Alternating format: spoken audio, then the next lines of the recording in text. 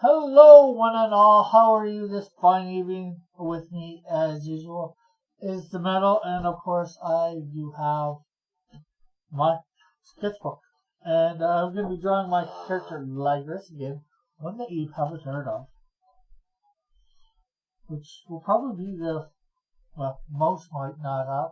She is in some places, mainly, I think, if you're part of my Facebook groups, you will have seen her there.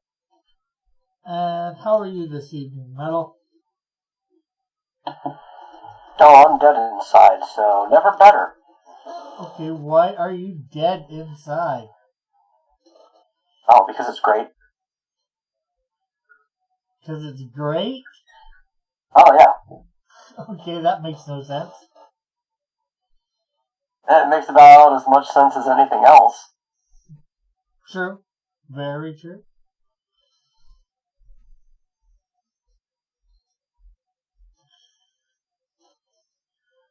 I am getting things done, of course, for one and only Canadian Shield comic book. There may not be major things at the moment, but things are happening.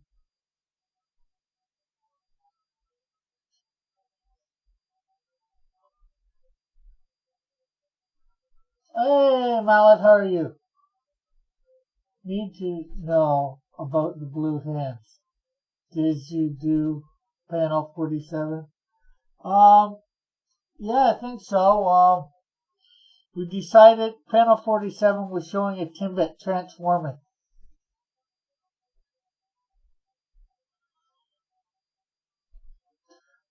We have no idea why, but it is. You're on 47 panels now? No. They just wanted to jump ahead for some reason. Or, Evan did. Oh, okay. I was like, how did you make it all the way to panel 47 already? This thing is being done so out of order that it's ridiculous. Well, I hope there's some way to explain it then. You're going to forget why by the time you actually reach panel 47.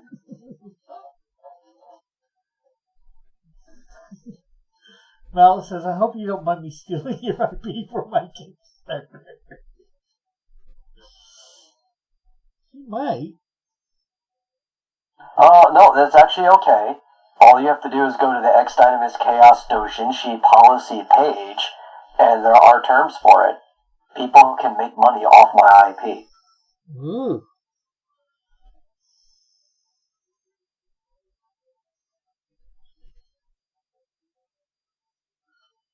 Hey, Timothy, not much. Raggedy is here as well. Hey, Raggedy. I'm drawing up my character, Ligress tonight. Melissa says, oh good, we won't share it with Rick. Well, so you got one problem right now, Mallet. I have all the sketch cards.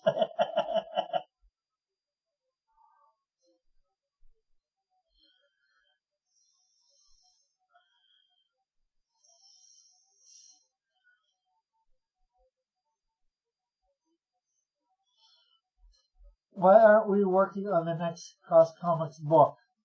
Well, I've worked on the Canadian Shield number 2, but I decided I'm going to have somebody else, a little better than me, draw that up. I'm waiting to do that till after I've gotten the comic books printed up and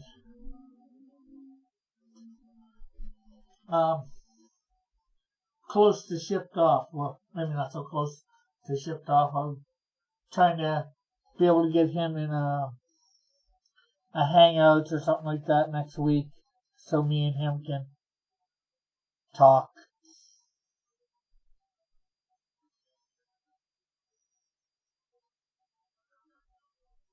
No, I think he's referring to when Dillard was on before and he was thumbnailing Snowdrift.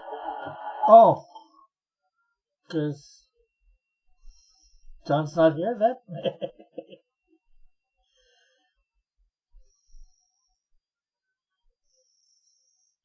If John's free and wants to do more of that, I'm more than willing to work on it with him. So what? Let's see. Timothy says, "Really, I'm beginning to think the Canadian Shield is probably your better character. So what's the art? So what artist you thinking? His name is E.A. Crusto. I'm not sure whether you've heard of him or not." We'll also have to ask, how do you know the Canadian Shield is his better character? Like, what's your point of reference? You haven't seen parts of stories of any other character.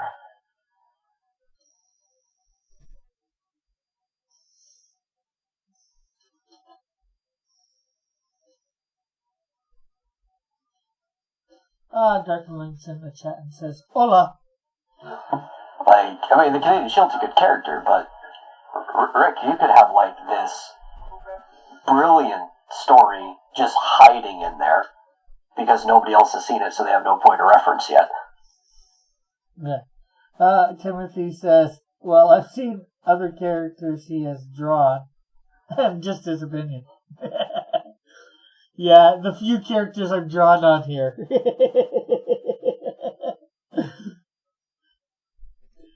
How many is that of my characters? Let's see, he was on a month and a half ago, so that's about 6 characters?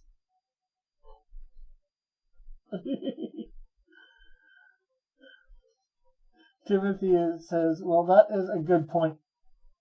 That is good, Metal has a point." Yes, the only ones he's seen are the ones that are, like, let's see, probably B-lister characters, or I'm not even sure about that. You know, they're my World War II superheroes, so I'm keeping them, they're going to be in the background. So, Timothy says a little more than 6.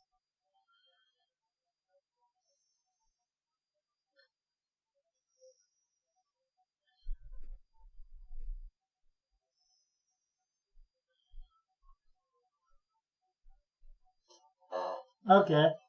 Well, how much is a little more? 8? 2 more? Maybe it's been 2 months? 6 characters? You've seen me draw about 6 of my characters.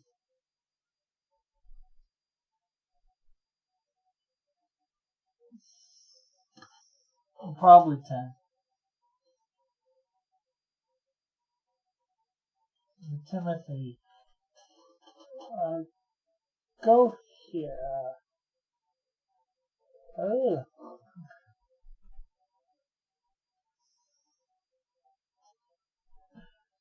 There's my website. Go to it and then go under characters. Just for heroes and villains.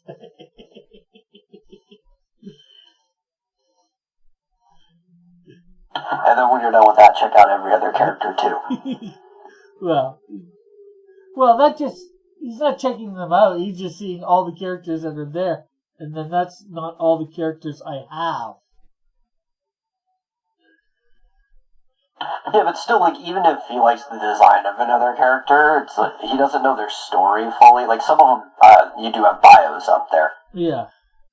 But, you know, you can't really get a good taste for a character till you actually see them in a story. Yeah, true.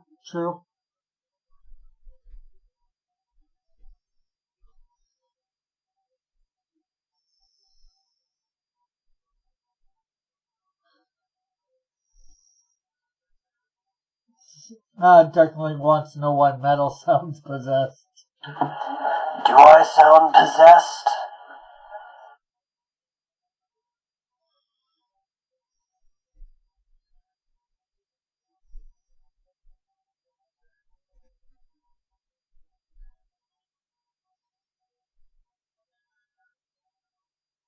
Yeah, Timothy says, yes, you do. Darken Thing says, yeah, through the stream. You're possessed by Google Meets. I don't know who Google's meeting, but... How do you know I'm not the one doing the possessing?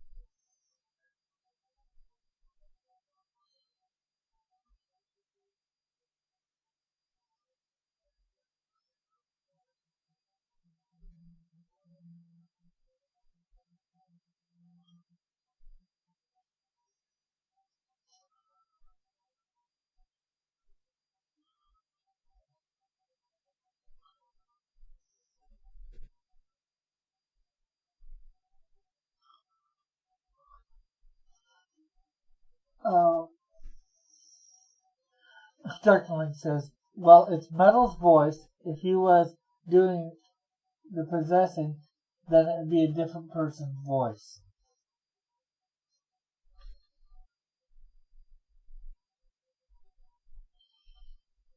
Oh, I'm sorry, that's not how vocal cords work.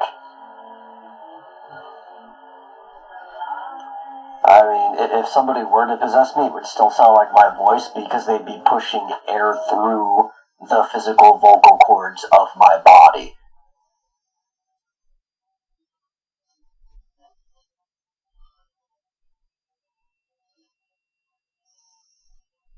So he kind of has a point, but also at the same time, I could be possessing myself.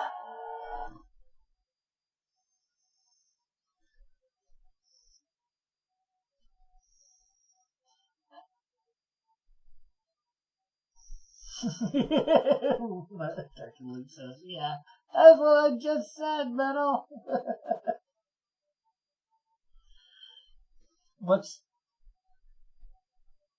What did you just say?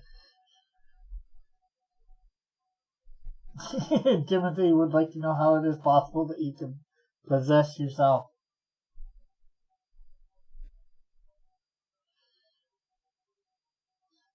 Don't we possess ourselves every day? Well, you know, possession is 9/10 of the law.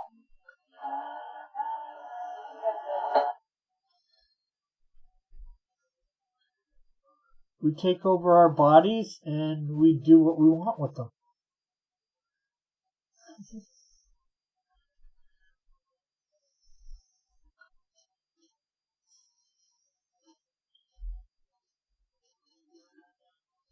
Hey, Travis.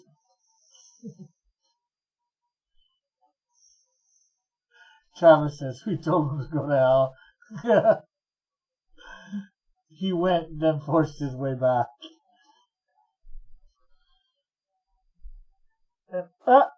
Somebody's in trouble. I will neither confirm or deny this.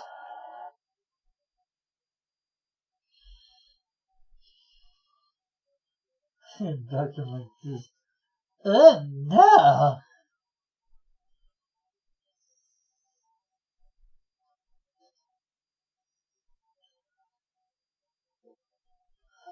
So, today I went out with the money and got some top loaders for the trading cards that are coming with each and every physical tier.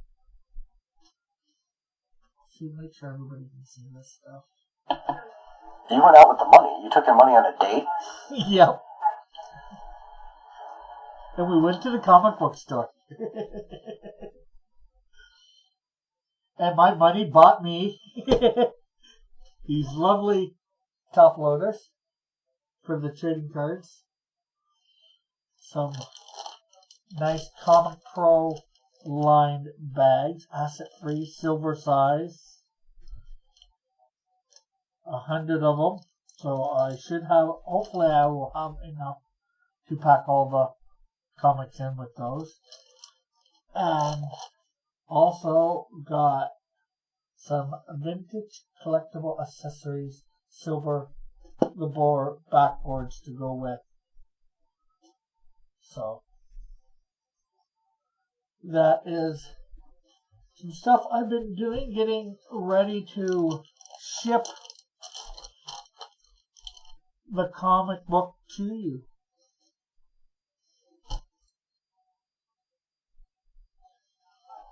And Darkling says, Metal always says, I will not confirm nor deny when he's confirming something.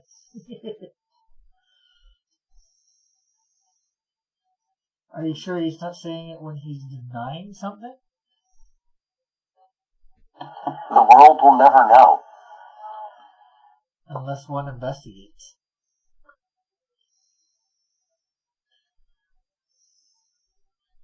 But I'm not going to be investigating, so. He will deny to confirm. He will confirm to deny?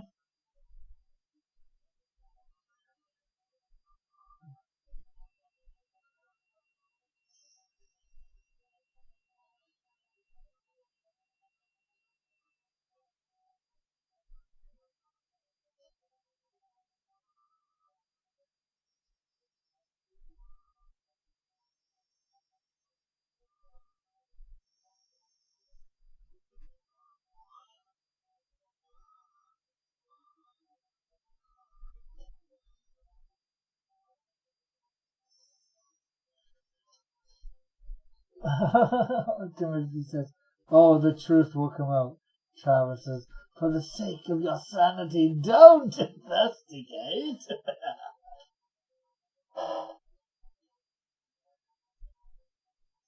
Darkling says, remember, I am the guy who discovered the culprit Raven is behind the Rona. Oh, what he doesn't realize is that he's been on a wild goose chase the whole time just to keep him busy.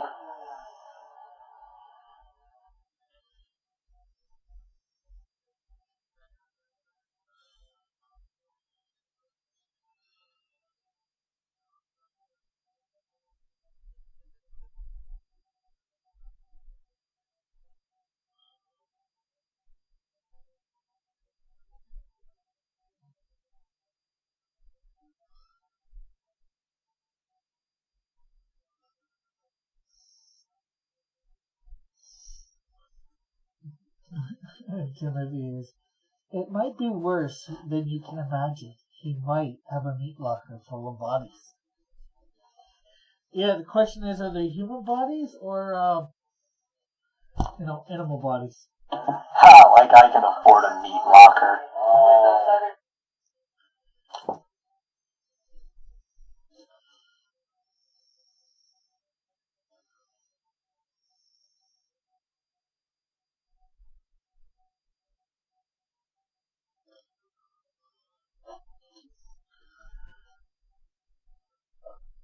Darkling is busy, eh?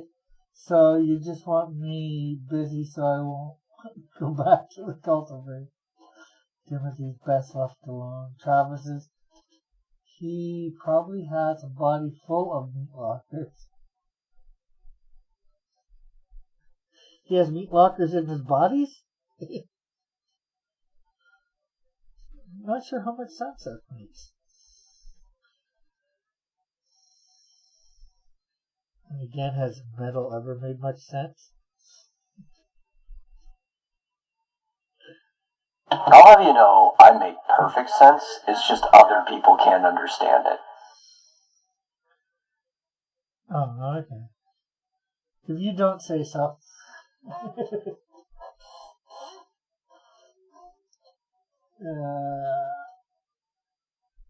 I think Darklink's trying to do the social distancing thing with whatever that is. Timothy says, can't wrap my mind around that one. Darklink logic. It is far beyond our understanding, says Timothy.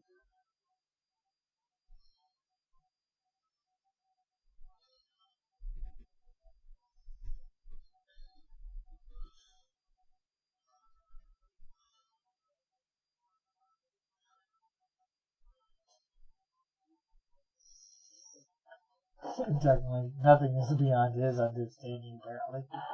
I will contest that. That nothing is beyond Darkenlink's understanding? Yeah. Okay. Timothy's many humans have gone mad trying to figure out metal. I could see this being true. Yeah, that is an actual factual statement.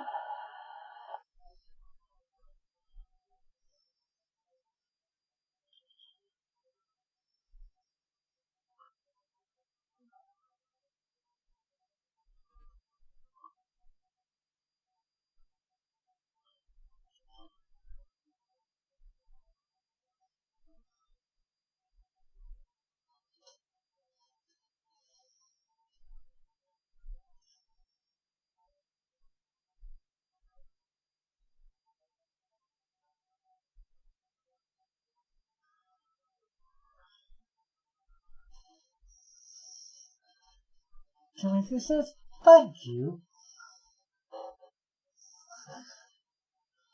Darkenlink says, "I shall never go mad. You will figure out the truth."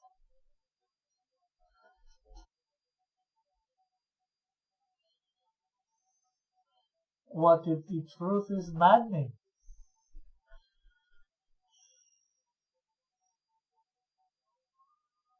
That is kind of the moral of every single H.P. Lovecraft story.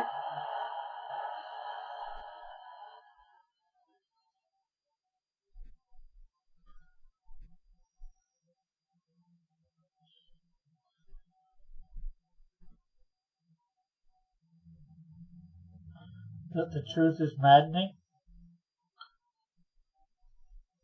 Yes. I read any story, and you'll see that is kind of the message behind it. Oh, yeah.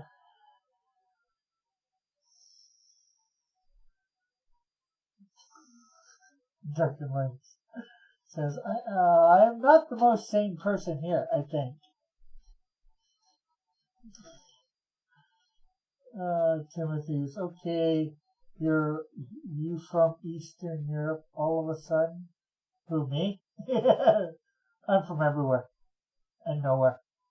And then here. Travis says, some things are not meant to be known. Darkenlink says, I shall never be corrupted by madness.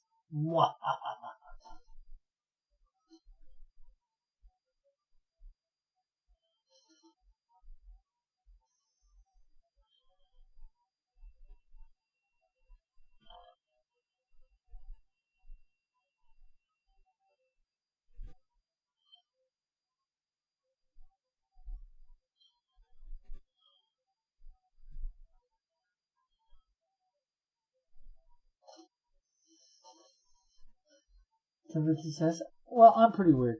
Yeah. I'm weird. I'm weird, but I don't have a beard. Although some people think Metal's weird because he doesn't have a beard no more. No, that's strictly just Evan. Okay.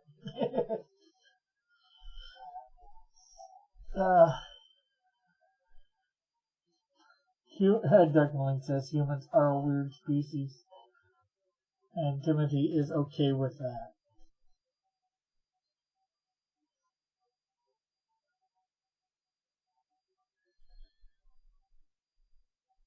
Okay, well, if humans are a weird species, then just by the definition that would make everybody weird, then because everybody is weird, shouldn't that mean nobody is actually weird?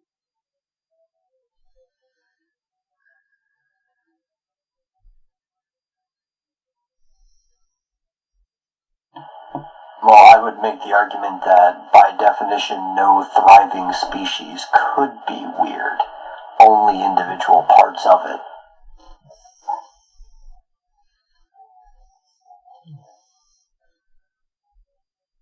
What does the chat have to say to this?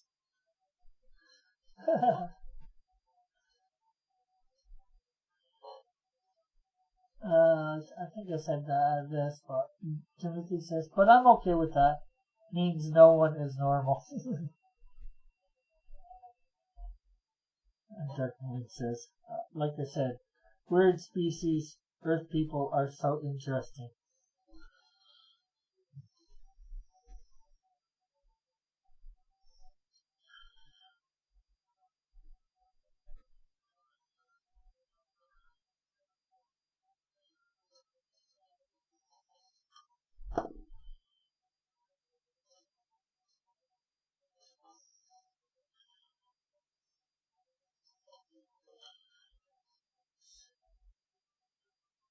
So I wonder whether Elric will be here when I actually show off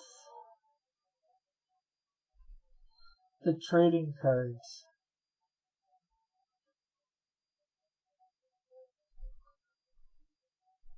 Since he's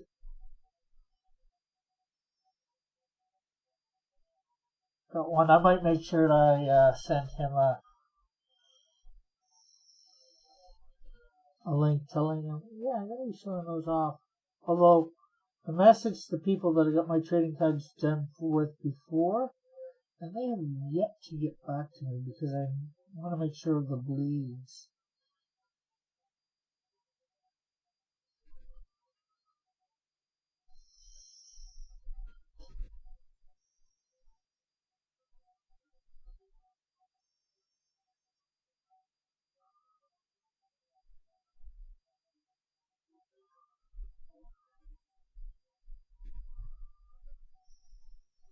I don't know why, but when you said bleeds, all I heard in my head was Batman going, "Do you bleed?"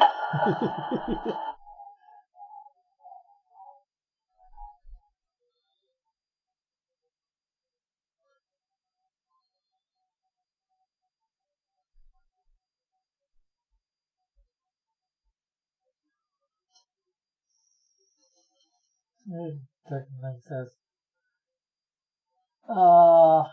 most interesting of the mortal kind, and also laugh out loud. Same metal. He thought of the same thing.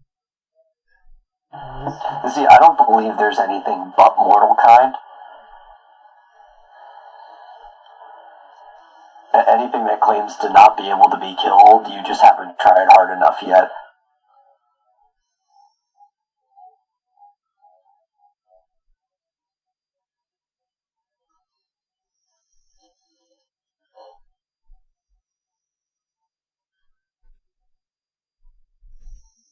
Timothy says, for some odd reason, you said Batman. I thought Batman and Robot Chicken when he was all out of farts.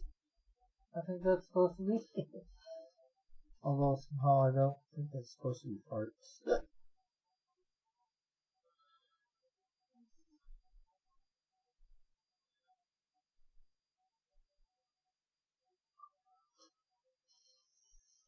Well then try harder. He said, nope, it was the F word. Okay. I'm pretty sure fart starts with an F.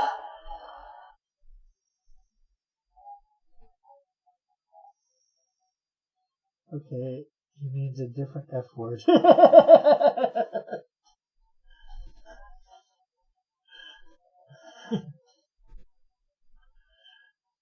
Well, then he should be more specific as to which F word he means. He's trying to be nice and not say it in the chat.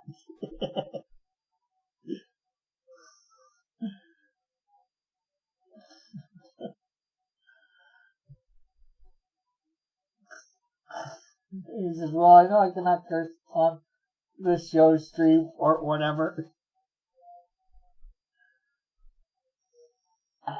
Well, you can always dance around the word. There's ways of giving context.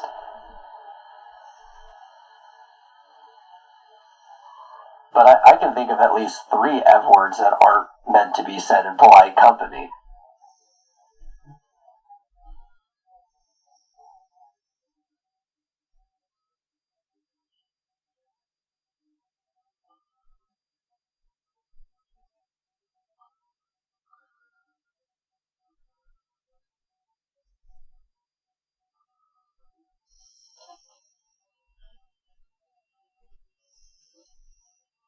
He said, fair enough.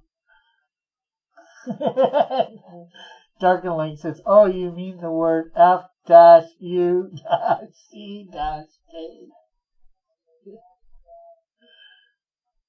Make up your minds. We're just teasing you a little bit. Because we can. You know, that's a lot of what this stream is about. Teasing people, trolling. Rick, are you accusing me of joking? I'll have you know, I'm 100% dead serious all the time.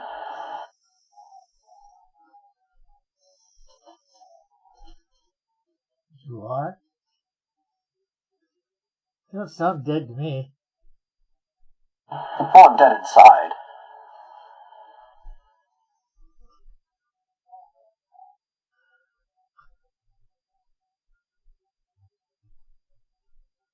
Okay. I guess you can be dead inside and alive on the outside. I've been there, done that.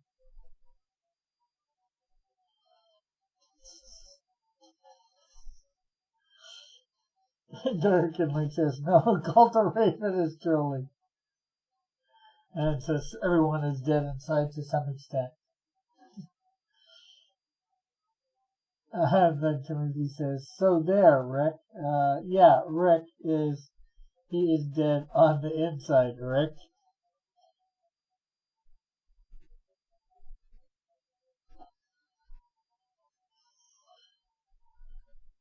Like, hey, Eagle, is the voice cracking up? I don't know. Am I?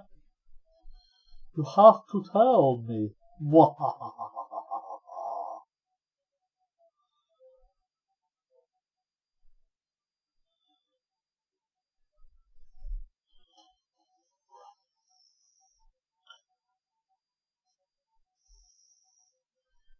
Dirkling says nothing is cracking down. And also he said earlier, like for example when cells die.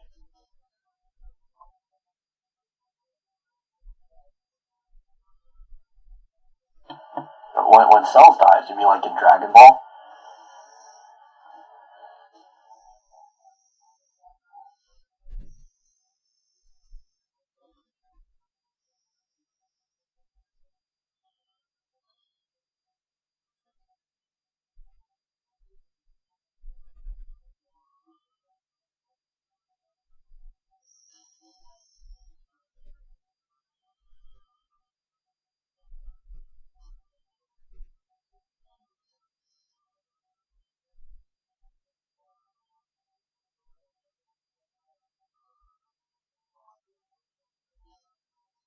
I don't think Dirk and Link likes Dragon Ball.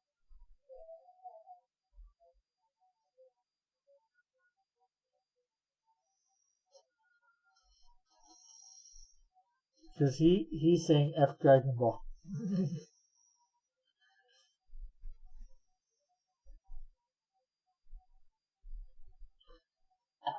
Is it because Goku could easily kill Raven?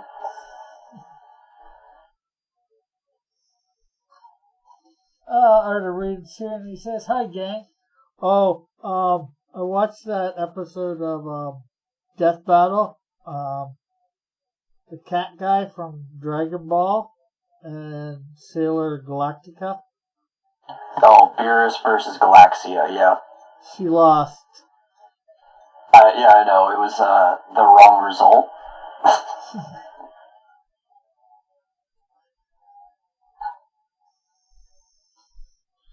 But I noticed they completely lowballed the scaling of things in Sailor Moon. Oh, okay. Timothy's Dragon Ball. Mwah. Dirk and Link. Goku will never beat Raven. You're getting on my nerves. Goku can't even defeat Superman.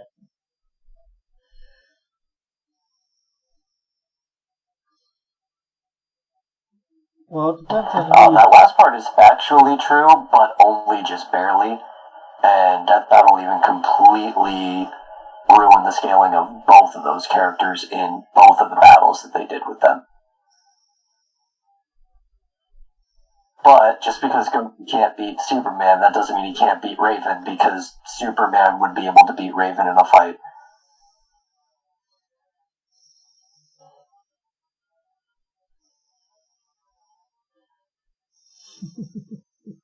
Nah, you're really gonna get on his nerves.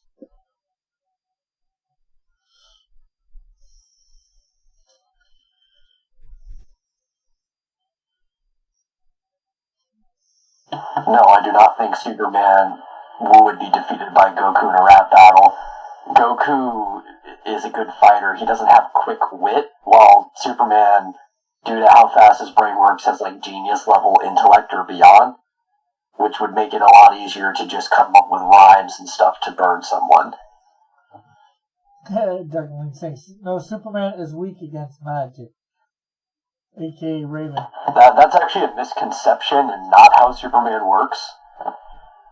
Superman has no specific defense against magic, but it still has to be, like, on his level. The magic would have to be equal to, or at least close to the physical damage it would take to hurt him.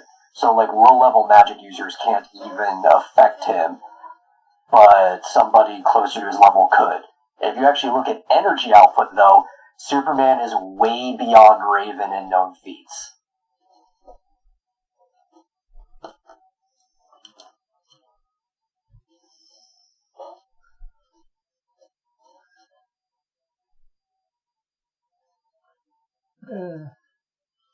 Definitely says no. Well, weakness against magic, but magic affects him. And he goes, bro.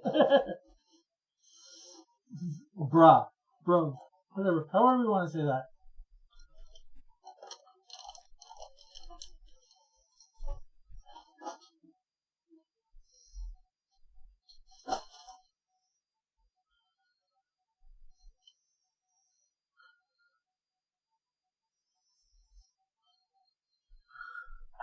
Well, I remember going over this last time, too, and one of the biggest misconceptions that people have is that Raven scales directly to Trigon on her own when none of his children do.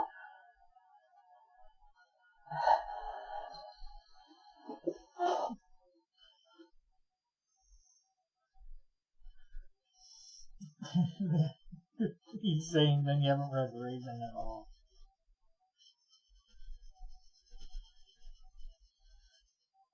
Raven is not... He says, I think Metal is just biased against DC. I'm biased against DC with DC because I said Superman can beat Raven.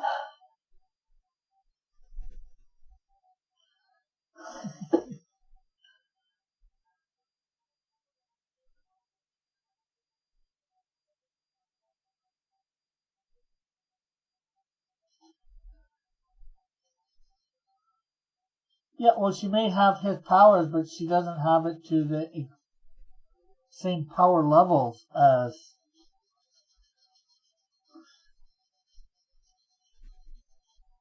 Trigon.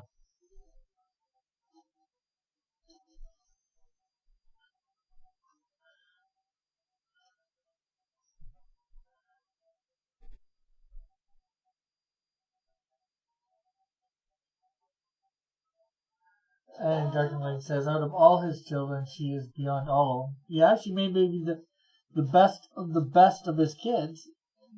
Doesn't mean she's on the same power level, power scale level, whatever. Right? Yeah, but there's even some contesting that. What? Well, she's the most powerful of his direct, lineage. But Etrigan's son is the most powerful of all of Trigon's descendants.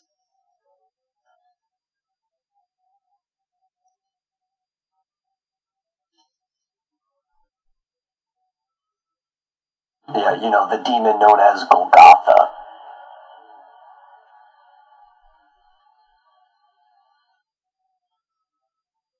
Golgotha, the place of skull.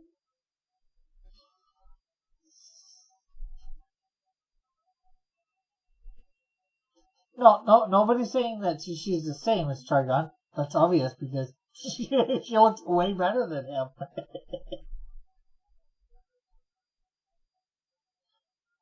But her power levels are lesser than his, I think, is what Metal has said.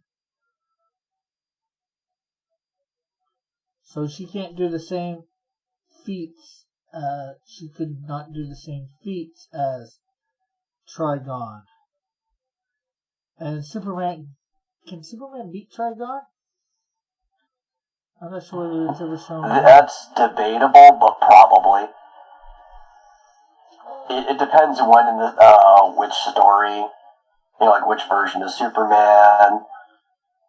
The problem is that there's too much with Superman, right? And you do have to be specific on which Superman you're talking about. But even your average Superman at this point in time is anywhere between a universe buster to multiversal.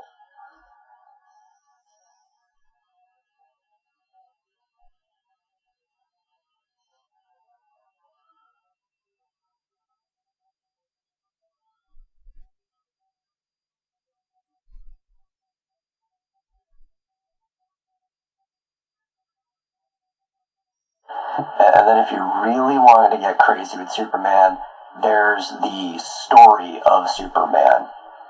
And in the story of Superman, he actually overcomes his own conceptualization of his death, which is supposed to be the embodiment of death itself. And at the end of the story, Death even says that after the universe fades, Superman will still be there.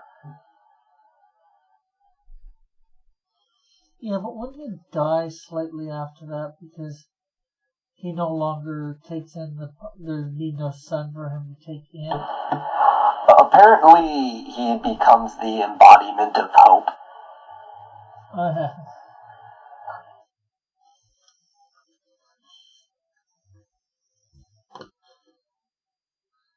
Yeah, but if there's nobody to hope, then doesn't hope fade?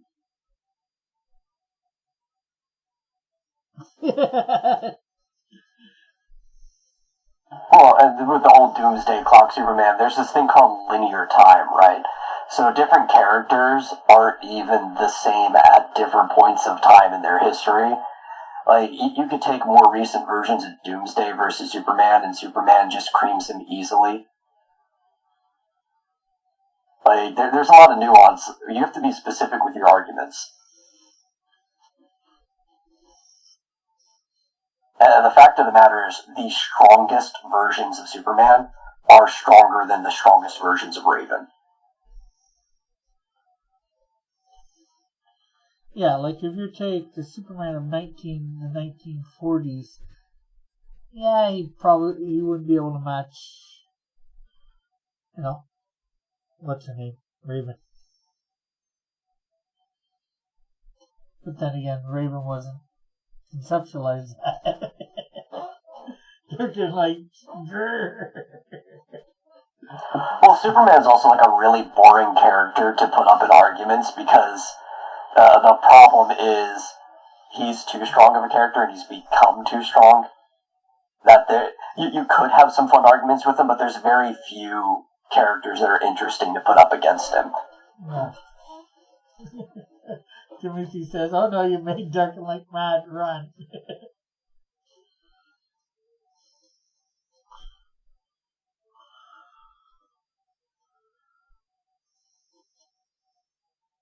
My mom's saying, Duncan says they just never wrote Raven at her strongest because they said in their own words she is too complicated. Well, that is fine, and could very well be true. I've heard similar statements. The problem is when you're scaling for versus battles and arguments and stuff, you can really go only off of, like, feats and statements that are supported by feats. Yeah, you can only go by what's already been shown, not by what's not been shown. And I would also agree with Timothy. Raven is a much more interesting character than Superman.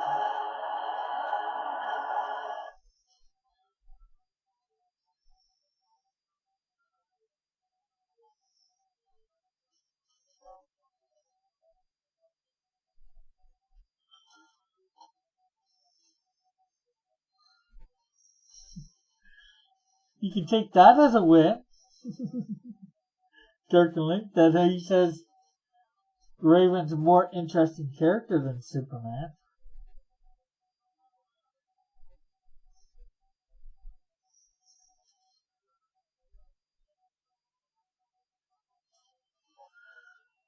Let's see.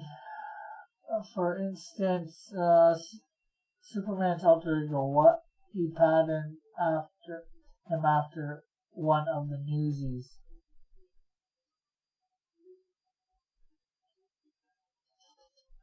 Darkenling says, and it shows that her brothers can defeat the devil, aka Lucifer, by himself. Did Superman do that?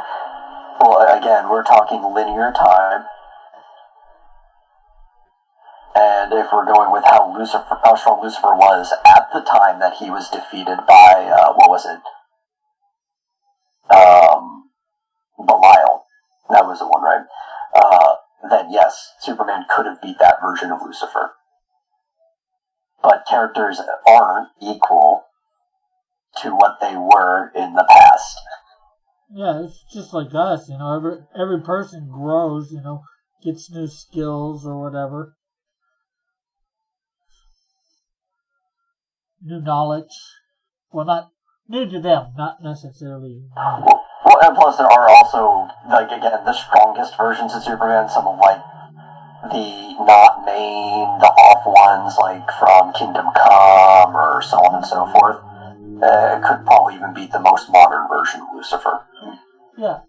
Well, heck, we also got to remember, the Superman that was in, what's the name of it? The Pocket Universe. It's a different, that was from post-crisis, of the Infinite Earths from Earth 1, I believe. He punched back into reality. Yeah, and then you have to understand that scaling is really weird in DC. When you involve boom tubes. So anybody who goes through a boom tube literally resizes to the, dimensional plane they're going to. So when somebody comes from Earth and goes to, say, Apocalypse, they're on a higher state of being and are infinitely higher than they were on Earth. Even, Darkseid, when he uses a boom tube, becomes infinitely less powerful than he was, and yet he's still more powerful than most people. There's a lot of, weird and meticulous scaling you have to understand in DC. Yeah.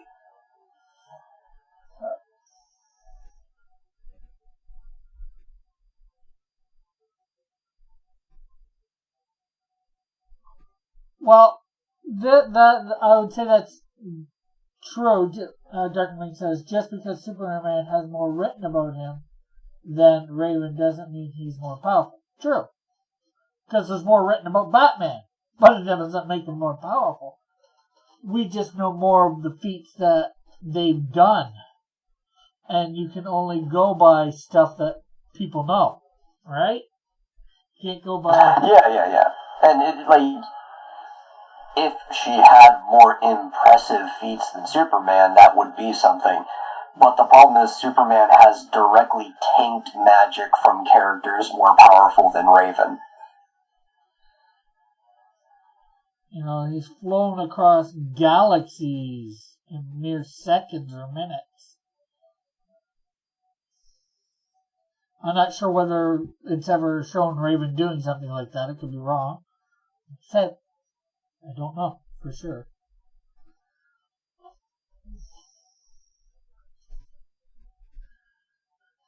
Joshua's here. Says Superman is stronger, but Raven has magic, so she wins the end.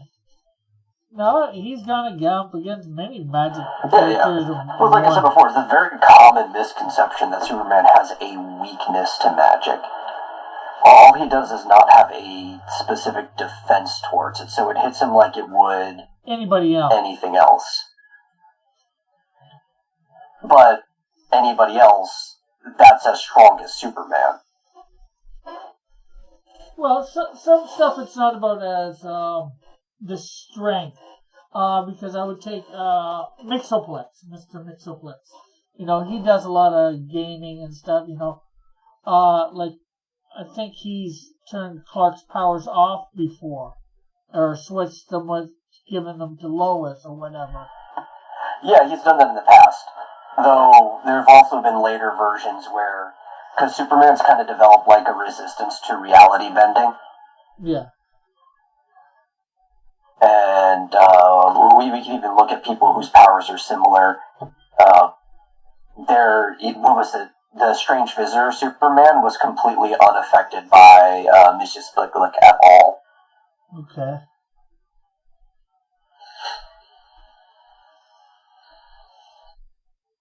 Yeah, I don't know. I've read a lot of Superman, obviously.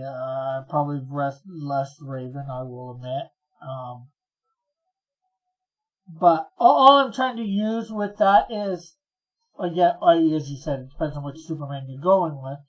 But if you go with the one most everybody knows about, you know, that's not necessarily more as powerful as him. It's different, and he's affected by it. You know, just like... Yeah. If we're talking about just strictly Earth 1 Superman. Yeah.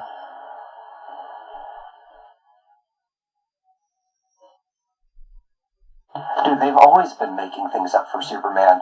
Right before the Crisis of Infinite Earths, one of the reasons they even decided to reset everything is because Superman got so powerful, he could literally just make up powers as he needed them. Yeah, they made up powers as he needed them for him.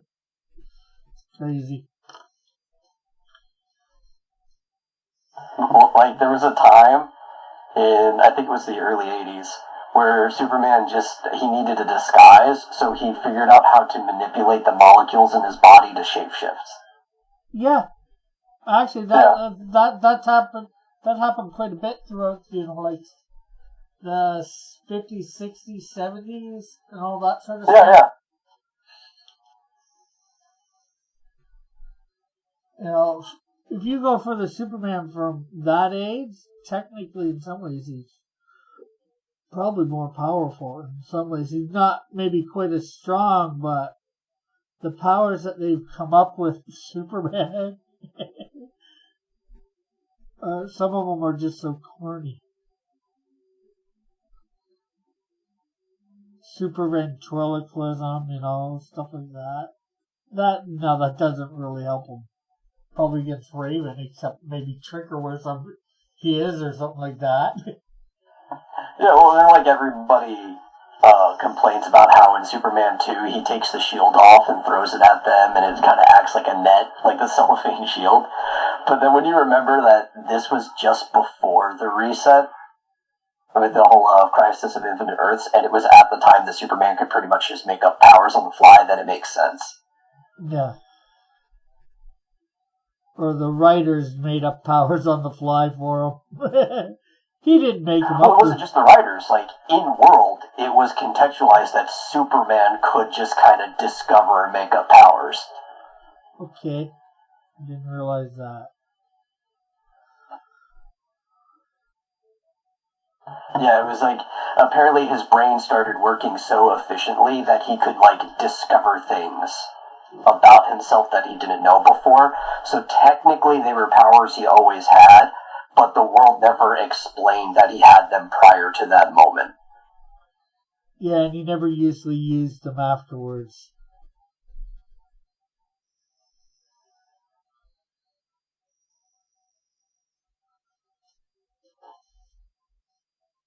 Dark Mind says, like brick building eyes. I'm not sure what that's a reference to. Any idea there, Myrtle? Not specifically, but I wouldn't be surprised if somehow he was able to literally build bricks with his eyes, because Superman did a lot of weird things. Yeah. And Dark Link said that a couple minutes ago before we got into a lot of That's another problem with Superman is there's too much written about him for like any person to know every single thing he's ever done. Yeah.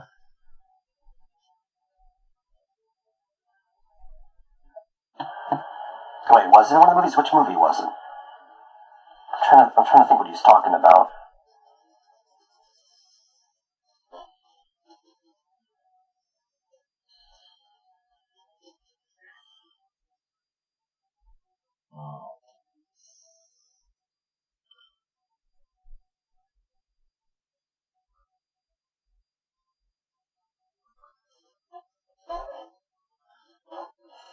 Was it? Well, Brick probably did something that made the bricks go on top of each other. Not so much. He wasn't making the bricks with his eyes, but building a wall with his eyes.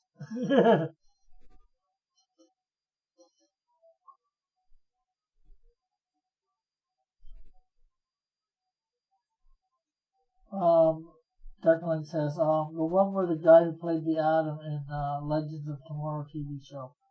Oh, Superman Returns?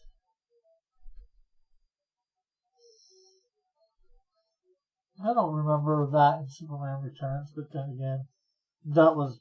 Oh, I don't have a very good memory of Superman Returns. I do like once they go onto the floating kryptonite continent, though. That was pretty cool.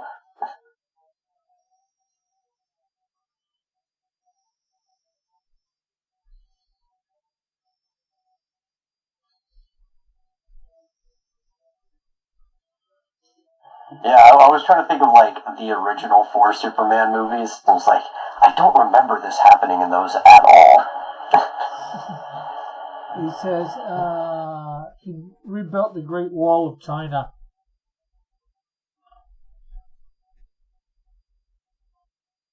That might have been that could have been in the originals. When he got dosed with that version of kryptonite that made him sort of split in two or gave him the evil personality, when he went around straightening the Leaning Tower of Pisa and stuff like that. Oh, in Superman 4, Quest for Peace. Yeah. Well, I mean, he lives in brick building with his eyes, but I get what he's talking about.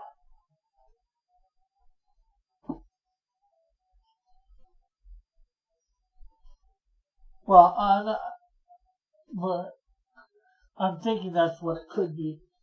Would that have been Quest for Pete? No, I'm thinking the one with Richard Pryor. The one. Oh, well, there was a Great Wall of China scene in Superman 4. Okay.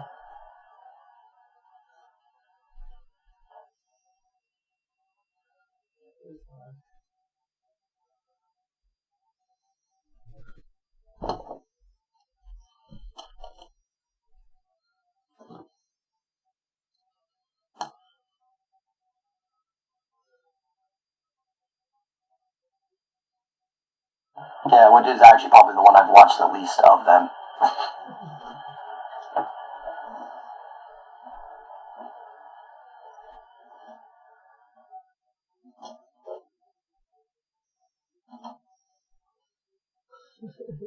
Link says he doesn't know.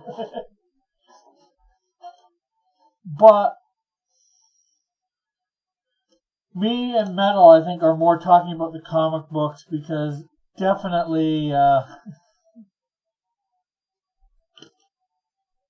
I did mention Superman 2, so it's not like it wasn't in context. Yeah.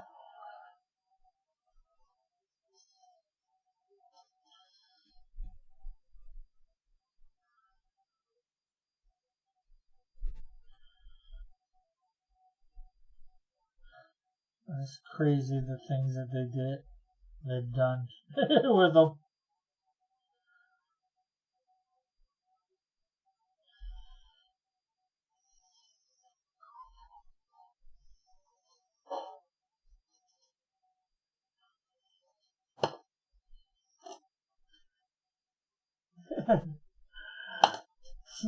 Turkling says. Anyways, Raven can just time travel and prevent Superman ever leaving Krypton in one way. I mean, Superman can time travel too.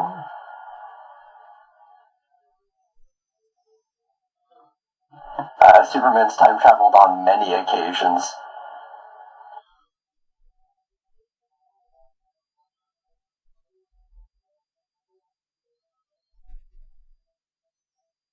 Yeah, he can time travel and make it so Raven's not born. Incinerate her mama! Well, being the fact that Superman's strong enough that he could destroy an entire universe or realm, I guess he could go back in time and just destroy Azarath before there's any inhabitants in it. Yeah, there's that too.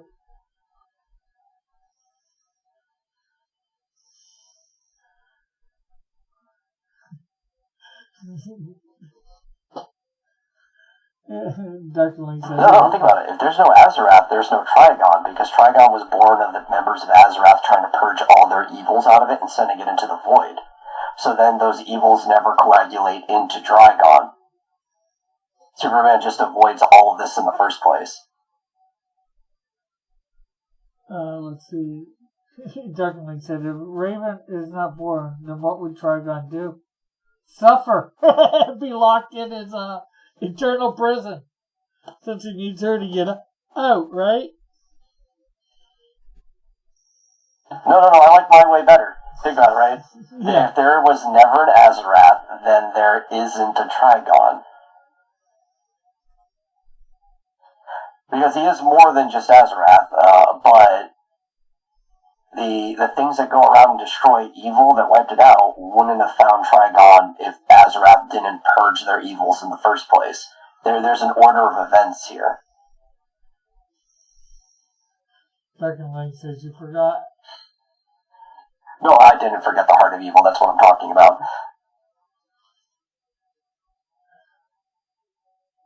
Yeah, but he says Trigon wasn't only made from Azarath. Yes, but if he wasn't only made from Azarath, that means Azarath is a part, and thus he can't be made. Yeah, because the heart of evil wasn't having any problems up until that point.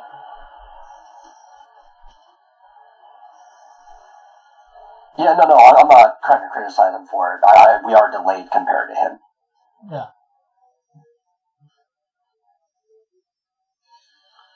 And especially in whenever I read it too.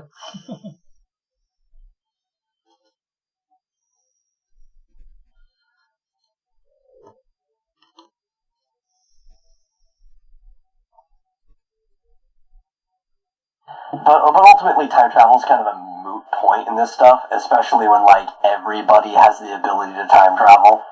Yeah.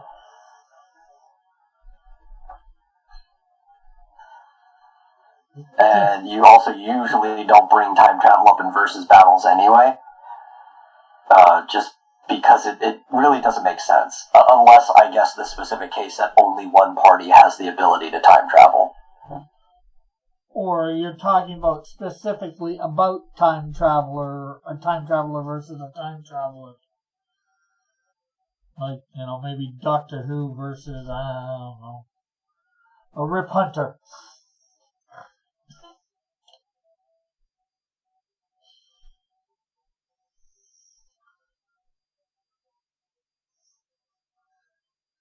He's just saying you are wrong. Darkling says, I'm just saying you're wrong, and I am right, that the average Raven would defeat the average Superman. Well, the thing is, there's no contextual proof that the average Raven is even universal. Outside of that one time that she was able to absorb the power of Azarath to take out her father. The other thing is, she would have to do it very quick because, depending on what type of battle it was, Superman could just incinerate her. I don't think she would have a thing against his thing. Or he could do that, I'm not sure whether Yes, average Earth 1 Superman is canonically universal.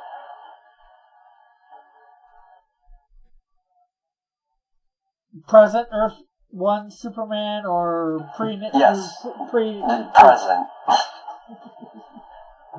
With very easy feats to back it up to.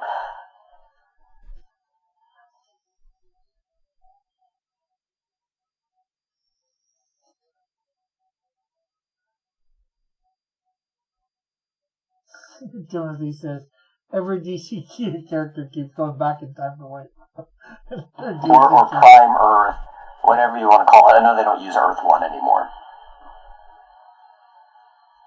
The one who was New Earth that came back and reabsorbed the Prime Earth Superman to become the full Superman that they are now is easily universal. Yeah, and technically, we're not sure whether he's Earth 1 or Prime or whatever. I lose track of.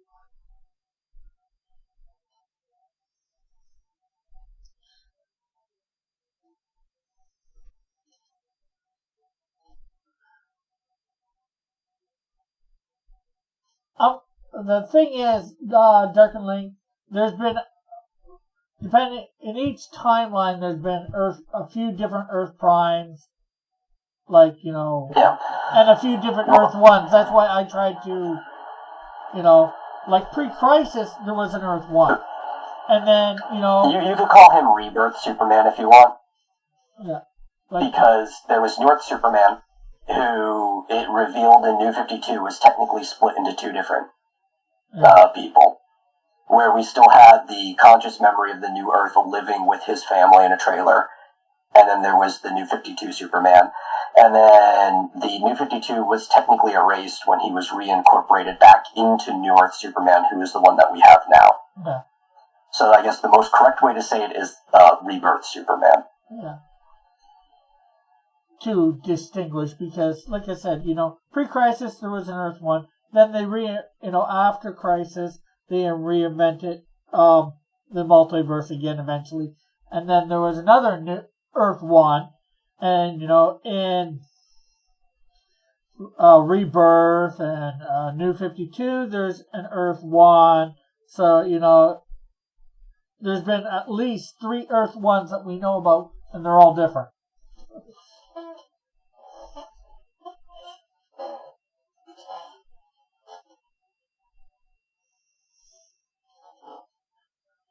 So,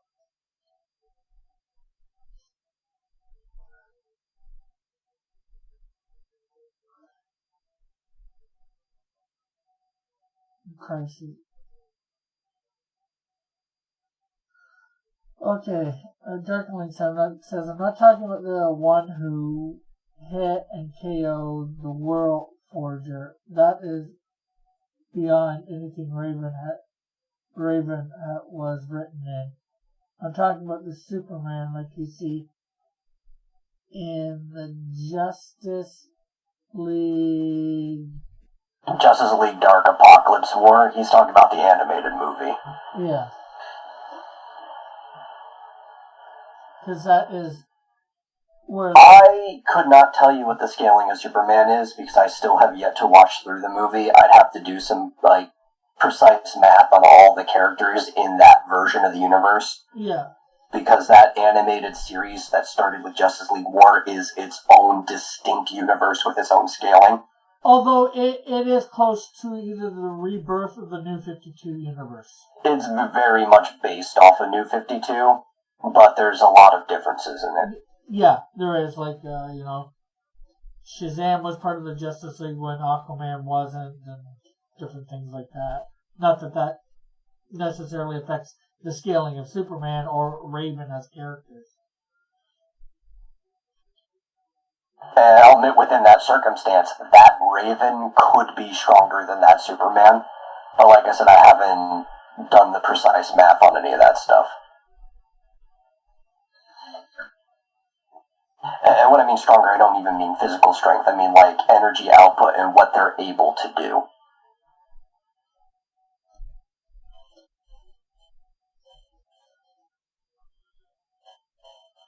Travis says, didn't that movie require Superman losing his powers to make Darkseid a threat, and the best Raven could do was summon Trigon physically? I couldn't even say. Like I said, I haven't watched Apocalypse War yet, so I can't speak specifically on that version of events. I have watched it, but I forget a lot of it, so...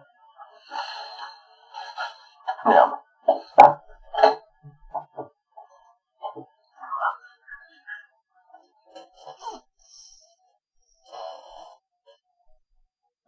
Darken Link says, I wasn't talking about the movies themselves, but I was talking about that scaling. Yeah, but the scaling is contextualized by the movies. If I personally don't know the events of the movies, I can't really talk on the scaling. For sure, you know. So in that circumstance, I'm not going to argue against you because I don't have any grounds of arguing.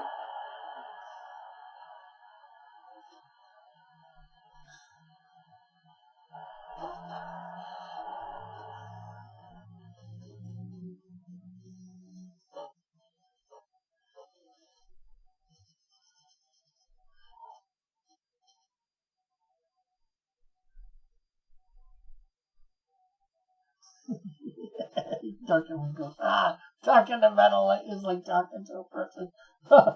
Always has to one up you and explain everything in too much detail. I think it's just the way Metal's brain works. Oh yeah, my brain has to contextualize like literally everything.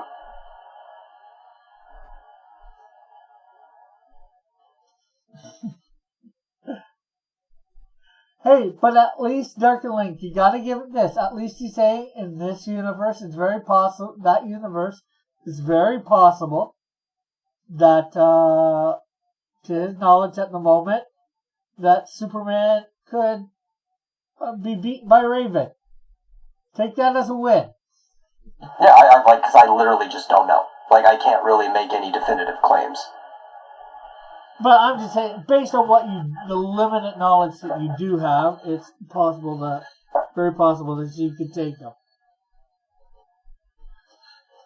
And like I said, that's limited, but because I doubt you're gonna you're probably gonna watch the movies for fun at some point, or maybe not, you know. It depends. If I was gonna watch the movie for fun, I probably would have watched it by now. If I do watch it, I'll probably watch to sit there and do scaling. It's the reason why I watched the Dragon Ball Broly movie. Was, one, because a friend invited me to go watch it. He's like, hey, I don't want to watch this by myself, I'll pay for you. I think it was like $5 Tuesday at the movie theater, so it wasn't much of a setback. And two, people have been bugging me to go in there and to actually, like, do math on the scaling of the characters in there. Yeah. Darkling says, maybe I'm being a blockhead, but maybe I'm right. That Raven can defeat Superman, but with Metal it's hard to argue. Yeah, but the thing is, he's not arguing you for that one, because he doesn't know. Can't argue it. Yeah. So if you want to know how hard it is to argue with me, there's this card game called Super Fight. And you could ask Travis, he should still be in the chat, how hard it is to play that game with me. Because I just know too much about just about every card in the deck.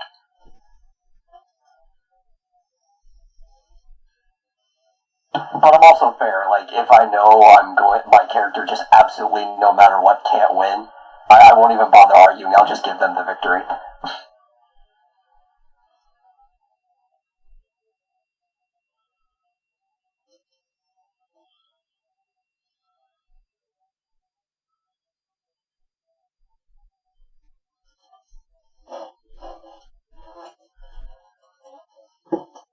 The thing is, if somebody wants you to admit you're wrong, they gotta prove you're wrong. Which sometimes can be hard to do, right? Yeah. Well, I'm also the type of guy that I'm always playing devil's advocate. on the things that I know or believe. So I'm often changing the things that I believe in because I don't like being wrong. And I like to test the stuff that I know. Drunken Link says, Raven can defeat Squirrel Girl. There, argue that. Well, Raven could defeat Squirrel Girl. Because the only reason Squirrel Girl is undefeatable is because of a gimmick within her own universe. In versus battles, you take people out of their universe, and that gimmick doesn't apply anymore. And Squirrel Girl just doesn't have the feats to compete with Raven outside of being undefeatable.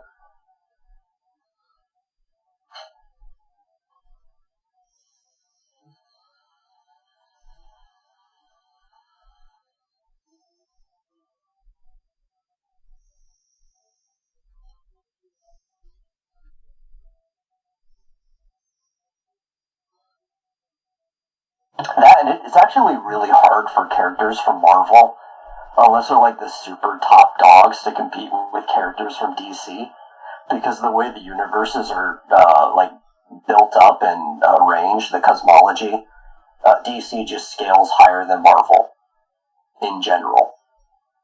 Yeah. Like you can even pick two characters that seem identical, like say Zeus from DC and Zeus from Marvel, and the DC version is just way higher because of the way their cosmology is set up.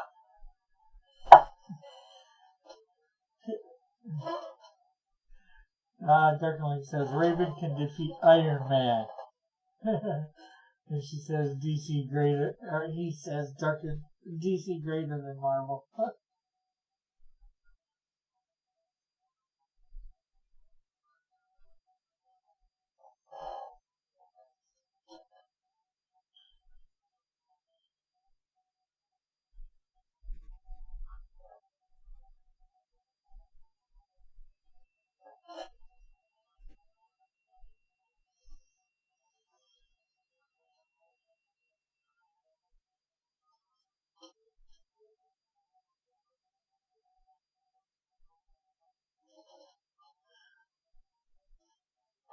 Travis says a strong green guy with the literal mind of an infant beats Iron Man all the time.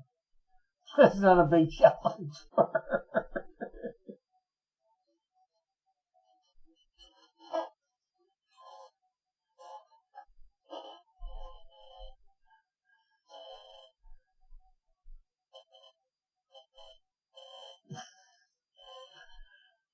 Circling says a Raven can defeat Superman. No but or if or whatever.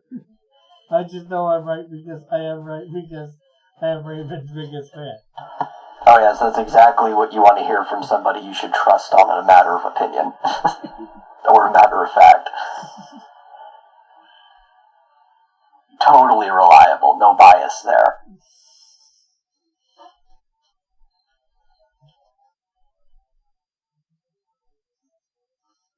And like I said before, it's not even just that Raven's a more interesting character. I like the character of Raven way more than Superman. I just know too much about Superman to say otherwise.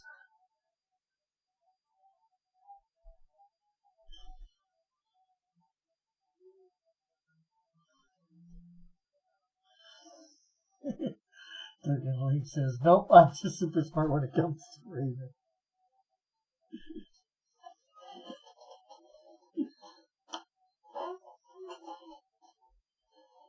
I think somebody's gonna die on a hill.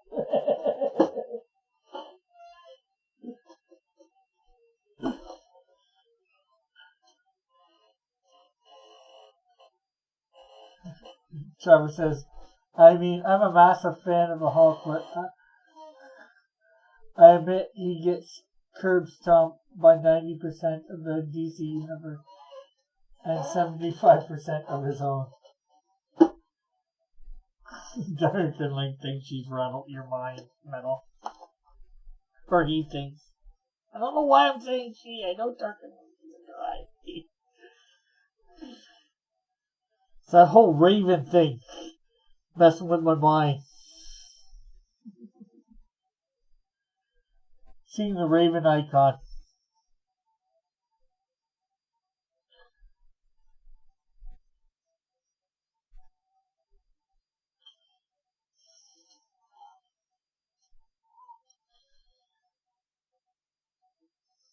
No, I don't even need a top dog version. Rebirth Superman can beat Raven.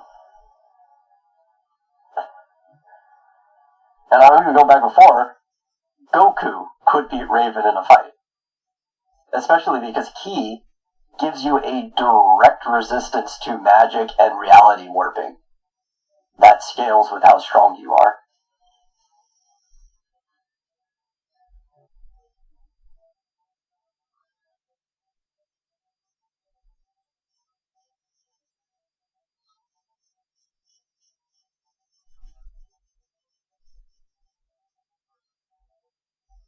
Well, we could make this a challenge and say that Dark and Link has to go and pick Raven's top 10 feats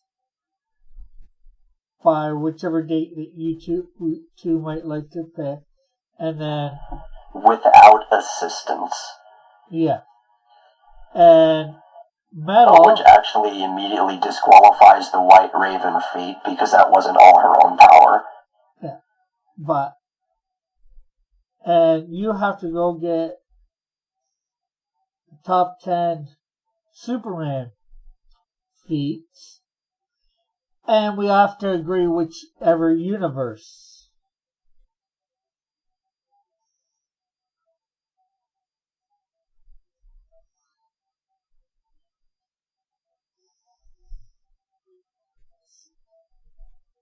And we could give you both a week or 2 weeks, whatever you two might like, to find these top 10 feats. Or maybe we can do top 5, we can pick some arbitrary. Plus anime doesn't count. Sure. The anime just comes from a manga, which was a comic.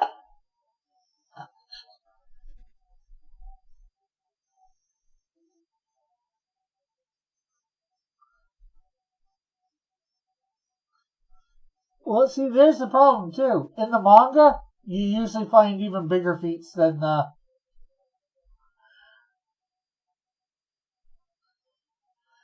whatchamacallit, the anime. I said, Darkman said. That's actually not true in the case of Dragon Ball. Oh, okay. Yeah, there's actually reason to believe that the anime version of Goku is stronger than the manga, though they're still within the relative ballpark, so it doesn't really matter. Okay. And I know it's probably not the best thing to go by, but I was going a lot by Death Battle because, they show a lot of anime characters, and usually it's in the manga, that comic book version. Oh, yeah. Sailor Moon's a good example for that. They scale way higher in the manga than what the anime actually shows. Yeah.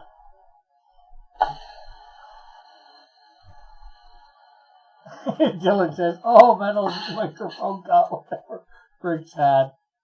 Hey, oh, Jen. Did it?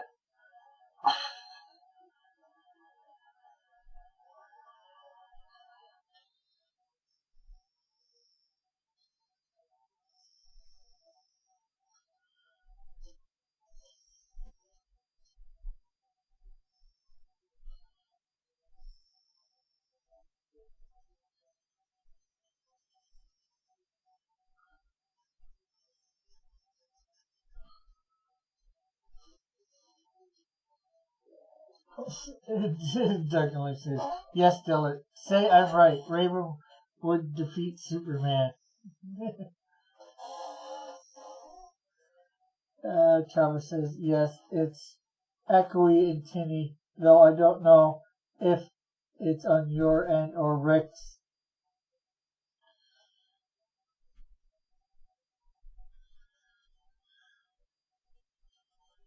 It sounds alright to me.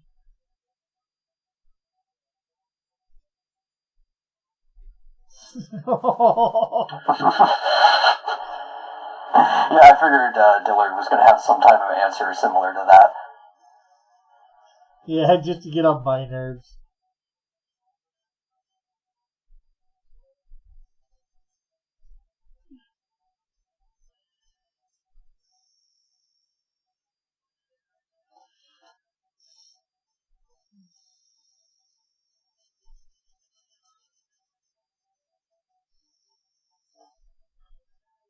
Well, I think it would be hard for Raven to defeat the one and only God, the God of the Bible, because, all he would have to do is speak Raven, cease to exist, or something to that effect. And no more Raven.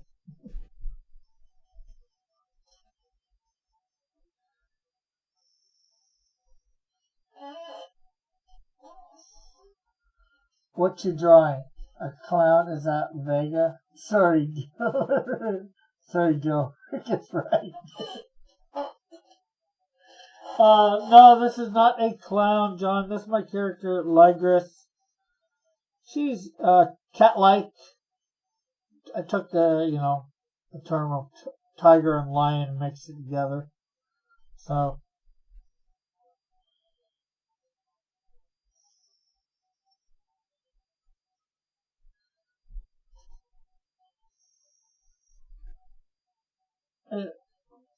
Why does she got polka dots? Well,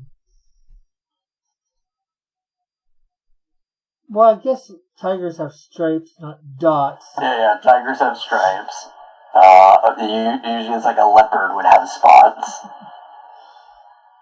Well, she took the name for lion and tiger and mixed it together, but, like cat-like, so, she just threw a cat-like stuff in her costume, so her name doesn't necessarily mean she's limited to lions and tigers.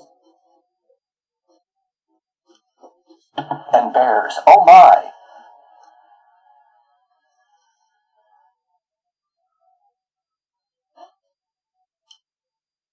Let's see. Timothy says, but thank you for stopping by and making this more interesting, Dills.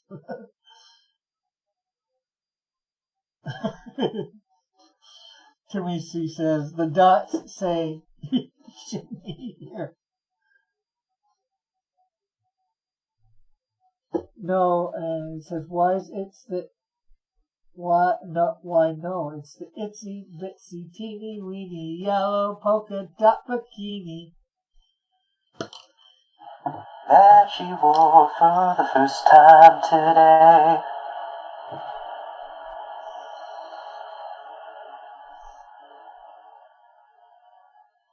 Darklings. Oh?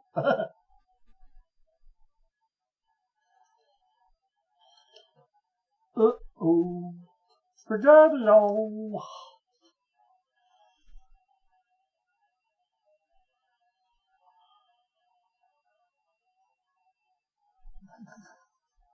Metal versus Cross in death battle. Oh, Metal would probably win. Yeah, I don't even think I need to argue that. Yeah.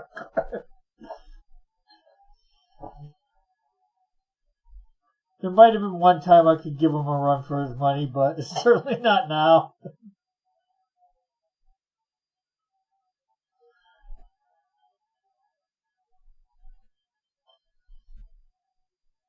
Is that a mask? Yeah. Although her hair is hanging out the back of it. So there's like an opening for hair. He might have to get some magnets.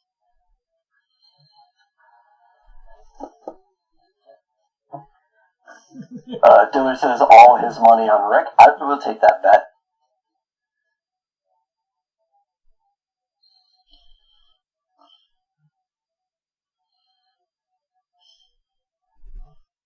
I wouldn't. I bet on Metal.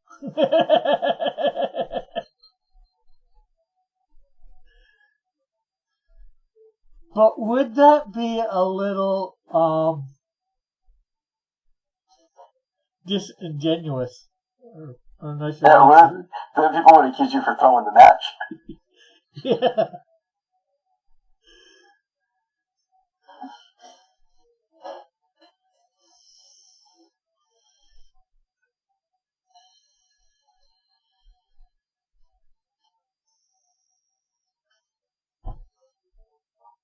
Darkenlink says Metal versus all the DC Universe and manga that he knows of. Well, in my current state, I would get stopped by probably the first person I cross. Yeah, Booster Gold. Oh, that's not even fair. Booster Gold has like a BS shield. You can't even hurt him. But like, I'd even walk up to Batman, who can like leg press half a ton, and he would just like kick me once and I'd die.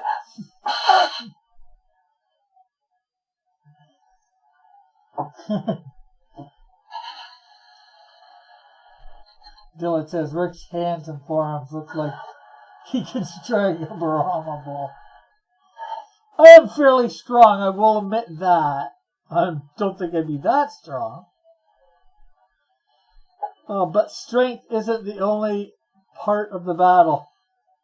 I don't know whether who would be stronger, me or Metal, physically. But I think Metal would have a lot more endurance.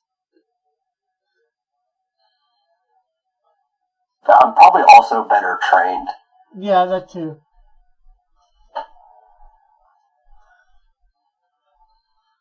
Although I can take a hit. That I know, because I've been hit square between the eyes before a couple times, and I just kept walking towards the person. You hit me? You want to hit me again?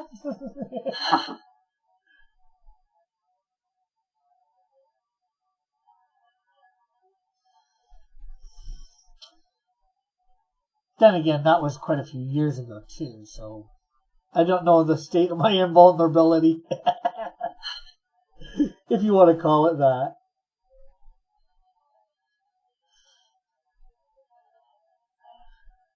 So what would your finisher be, Rick? I have no idea.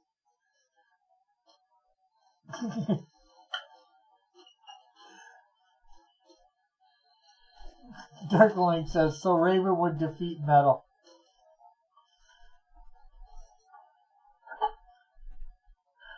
Dillet says, Rick got that retard strength.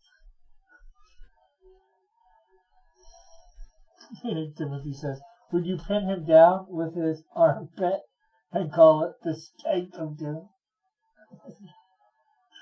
So Rick would literally rip Metal in half out of the way. I have a hard time believing that. So do I.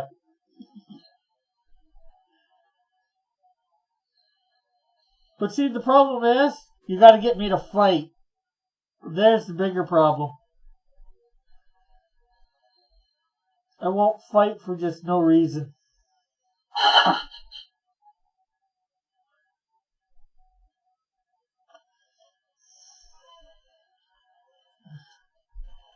Timothy says, oh my god, what did I start?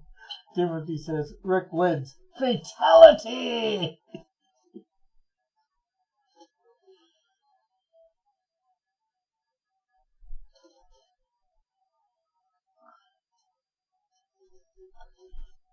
Now apparently we're Mortal Kombat.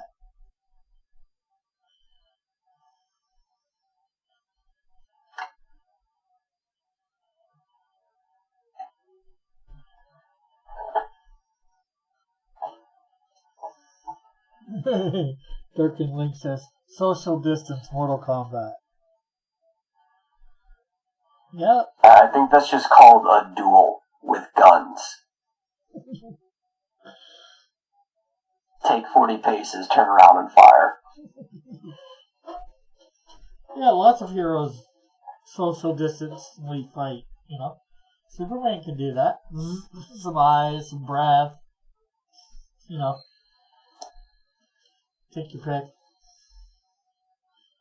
At high noon.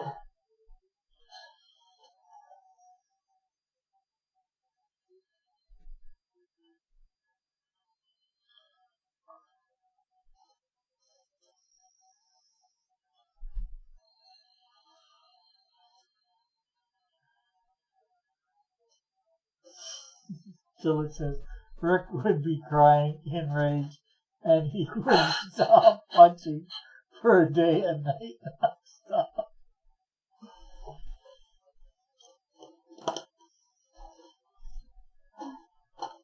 So, for those that were not here earlier,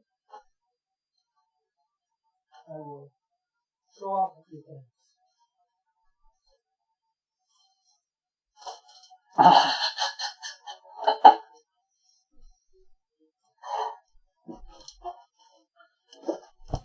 So I went out today and got some bags to put the comics in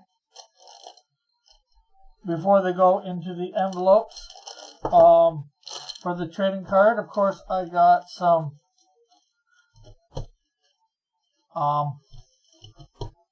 top loaders.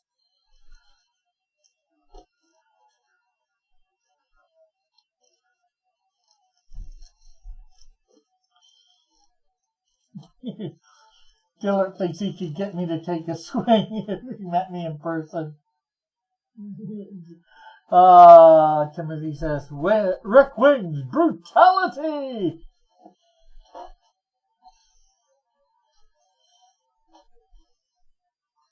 I think it'd be hard to get me to take a swing. There'd be very few things that I think you could do to actually get me to take a swing.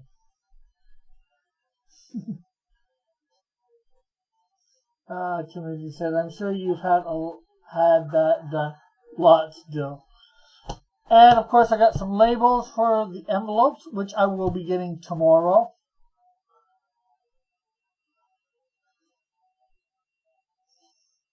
What if you got a baseball bat and swinging for baseball, Rick? Well, I guess if we were playing baseball, yes, but I'm pretty sure that's not quite what Dillard means by take a swing. And of course, I've got boards, backer boards for the comics too. So we've started in on getting stuff. Why don't you just write the address down, Moneybags? I am. I'm going to write them on the label. I know I could probably write it just on the envelope. I don't know. Maybe I will. Maybe I won't. But I got them. They were only $1.50, so.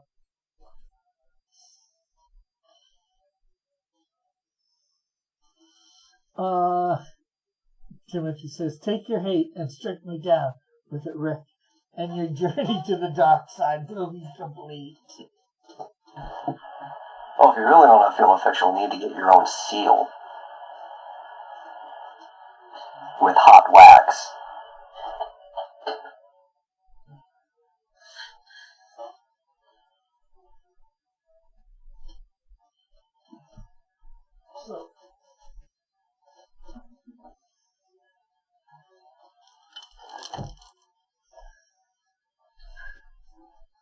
And so hopefully sometime this week I will be getting the cards, or early next week,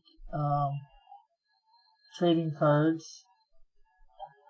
I'm waiting to hear back from them on what the bleeds have to be. Probably an eighth of an inch, but I just want to be sure.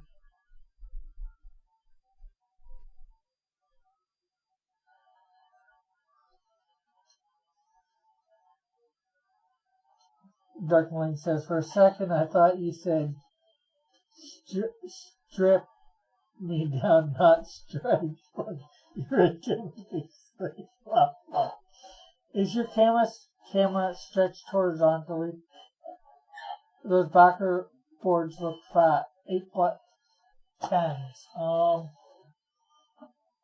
No, his desk is at an angle, so everything looks fat because you're not seeing it straight on. Yeah, they are 7 1/8 inch by 10.5 inches. It says right there. Maybe you need me to turn it upside down so you can read it.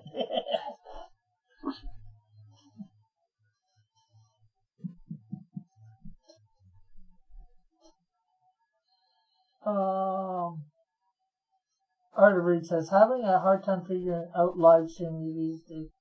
What are you guys using? Well, depending on how often you do it, you could use StreamYards. I was using that. You get 20 hours a month for free. I'm using OBS myself. And I'm bringing on Metal with Google Meets. But you can also bring them on with Hangouts, I guess, if you use Chrome.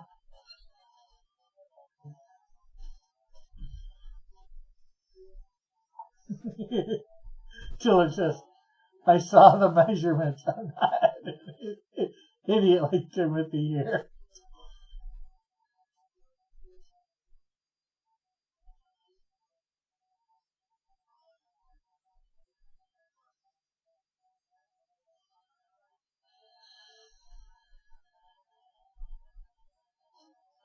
But if you need any help setting things up, maybe you can get in touch with Evan or Reed. Willie?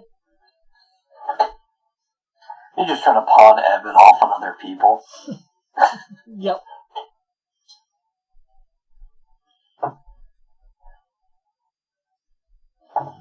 Well, I think Evan's helped him out before too, but.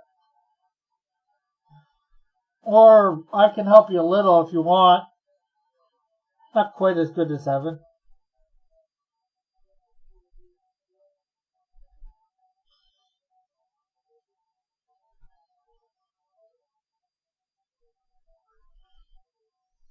Timothy says, "Oh, you're so funny, Dills.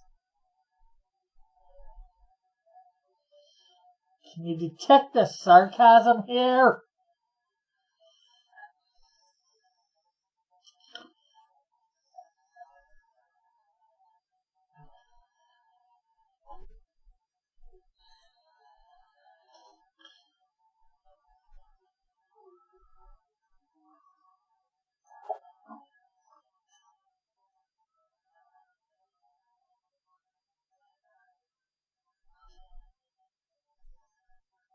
Darkling says, he tells the truth just to the wrong person. He should have said Metal. Timothy's, not Timothy, since Metal is so wrong about Raven. Dillard says, damn it, I thought finally someone I thought was funny. But then he wrote he was being sarcastic, and I was crushed.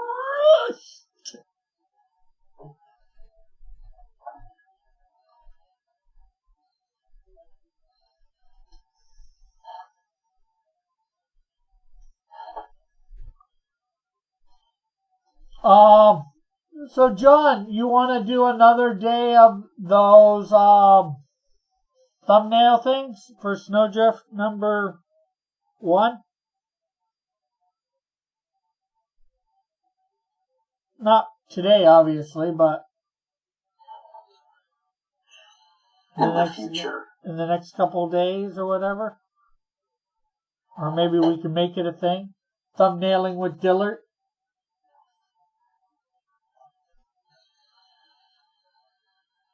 Once a week. We go over one of my scripts and thumbnail it up.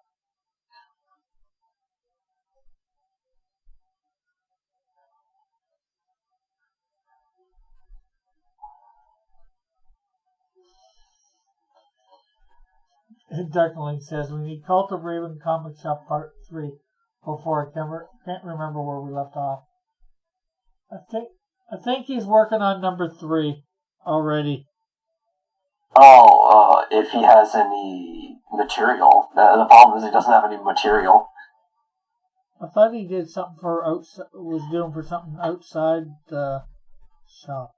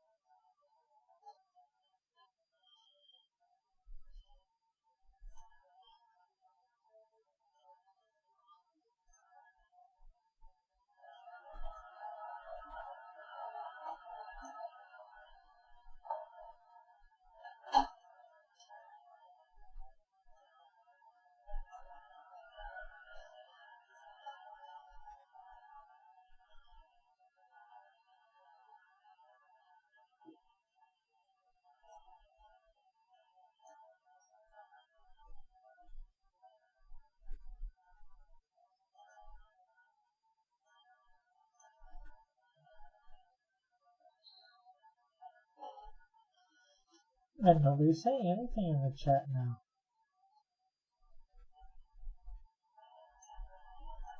You've become a little less chatty.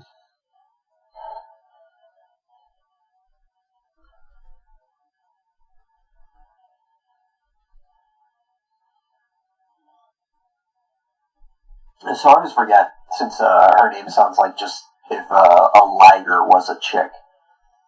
Do you remember which one's the big one? Is it the liger or the Tygon? Because one of them, I think, gets like the weight and size of a tiger. It just gets really, really huge. I'm not sure. I'm gonna look that up. Dylan says, "Okay, I'm back. What'd I miss?" Well, you might have missed me asking you a question. Darkling says, "So, Metal, how's the Cult of Raving doing nowadays?" Why are you asking me? John's the one who owns it.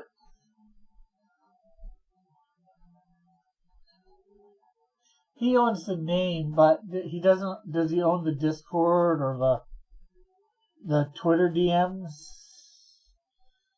Oh, I mean, he owns the name, so whatever he decides is the Cult of Raven is actually the Cult of Raven.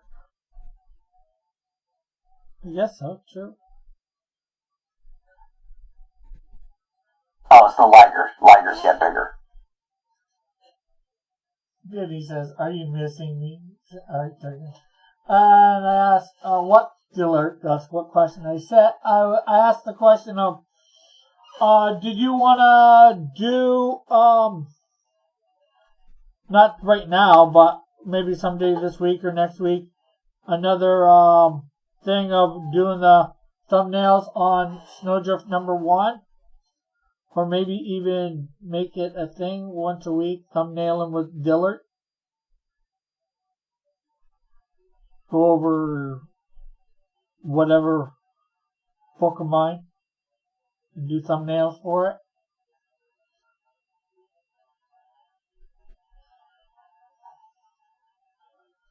Guess there's a couple questions in there. Not just sort of one.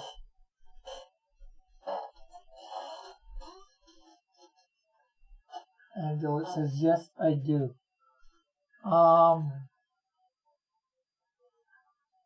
Thursday night? Would tomorrow be better or Thursday night?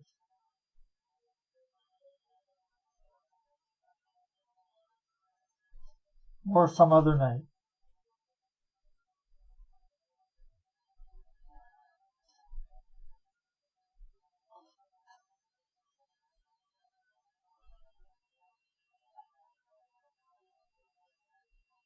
And he doesn't know.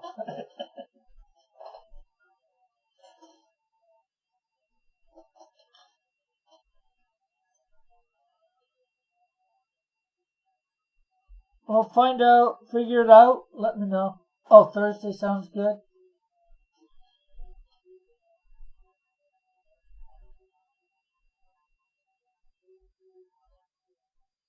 Cross Comics After Dark.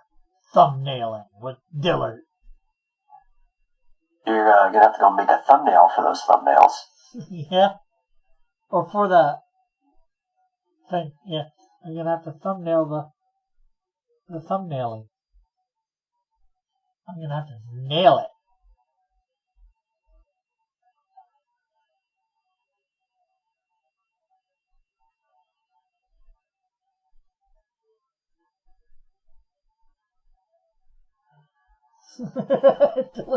So does. Okay, Thursday sounds good. So does tomorrow. So does any other night. Okay, we'll make it Thursday then. I think he's implying that he wants you to keep at it until you actually finish.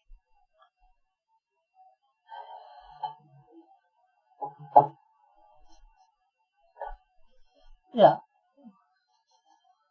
Well, we got 6 pages done in an hour.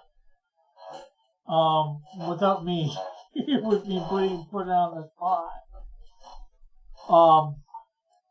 I could have all the stuff up ahead of time, so that would save time there. and doing it for about 2 hours.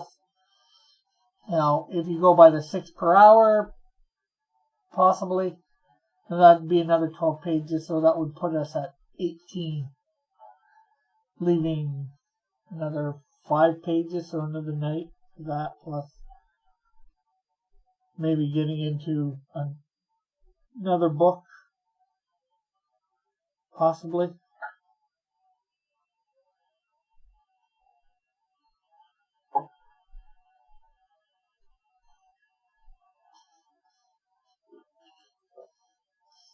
Next week, if he agrees to, doing it every week. Until it says math is gay.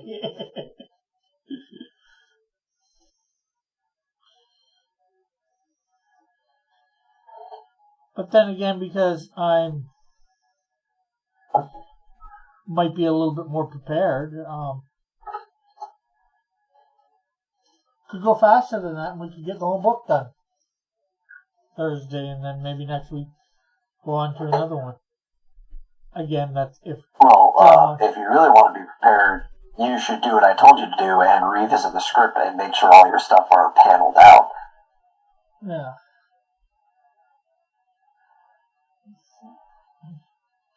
Dylan says, I'm not doing a show about thumbnails. That's gay.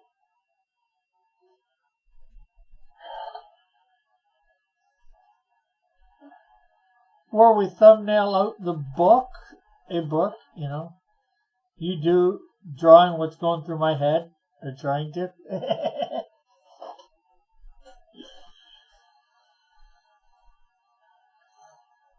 You did good last time.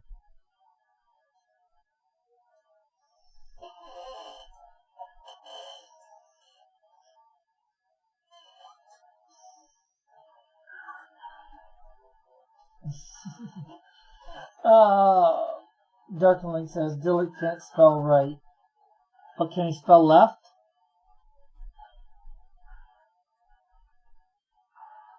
Are you sure he can't spell the word right? It's right there in front of him. No, Dillard spelled the word right. That's exactly how you spell it to divert your eyes from YouTube's algorithms.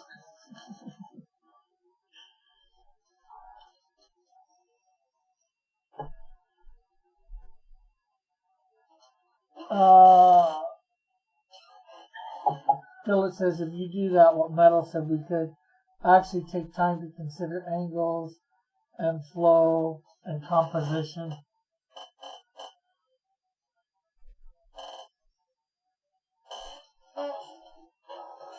Oh, what?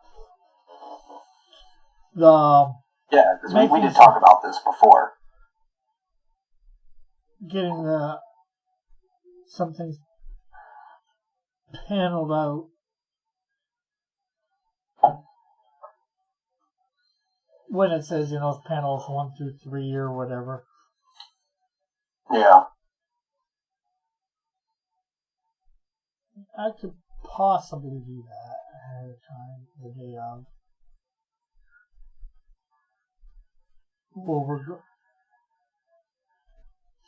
The thing of it is that's one of the worst scripts for it. Well, that and Canadian Shield number 1.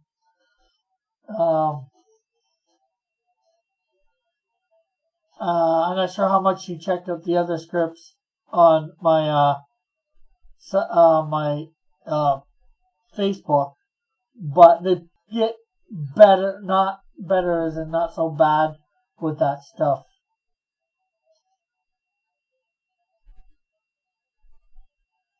The only ones I had time to check out was a couple of the Insecto. But, when you talk about they're not the best scripts for that, yeah, what Dillard just brought up, I was about to say, as the now head writer and as the editor, it might be up to you to adjust the script to be better for that. Getting the panels 1 through whatever out of there? Yeah. Well, because, from the writing end, the onus is on you making the script as accessible to an artist as possible. Yeah.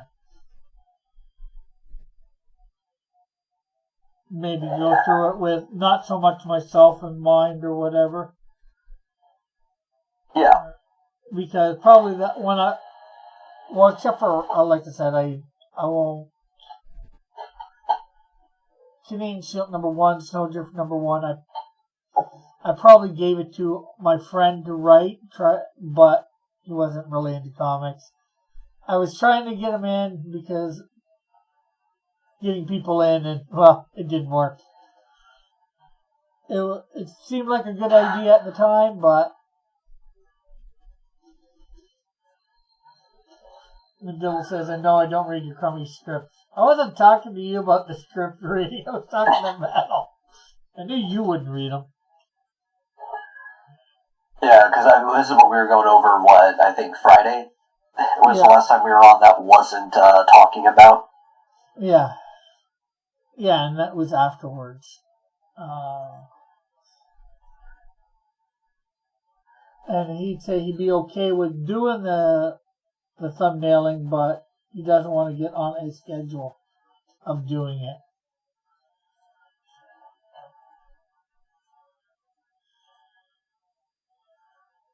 Well, that's all right, Maybe do it just before I do a campaign or whatever.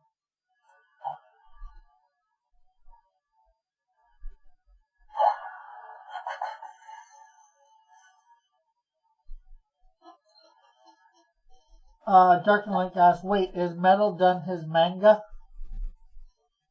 I'm actually working on it right now. I'm on page 40 out of... I'm estimating 46 right now, but it might be a page more or less depending on how I handle this. Okay. And we are at 11:59. So, let's see.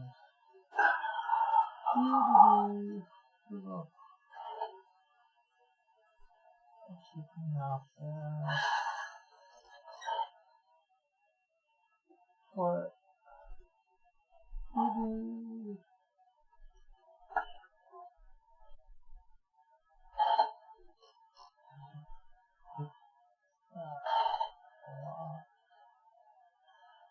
Unlock.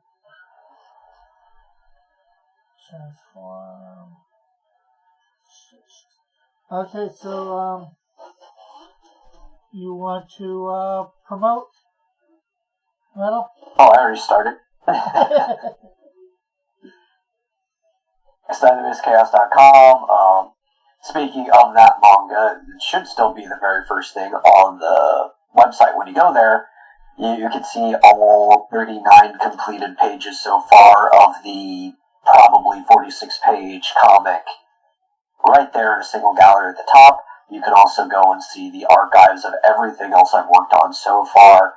I have, let's see, 5 completed chapters of X Dynamis Chaos, plus halfway through a chapter, and, a bunch of other stuff. So, go check it out.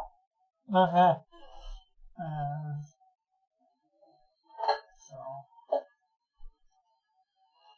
So thanks everybody. Thanks Metal for coming on. Not everybody. You're the only one that came on. Thanks everybody in the chat for coming by. We will keep you updated with stuff going on for the Canadian Shield, the printing process, and all that. Tomorrow night, obviously. What we got done. So yeah, thanks for coming by, and we will see you. I will be coloring this tomorrow night digitally. So we'll catch you all later. Bye for now. God bless. Have a great and wonderful night.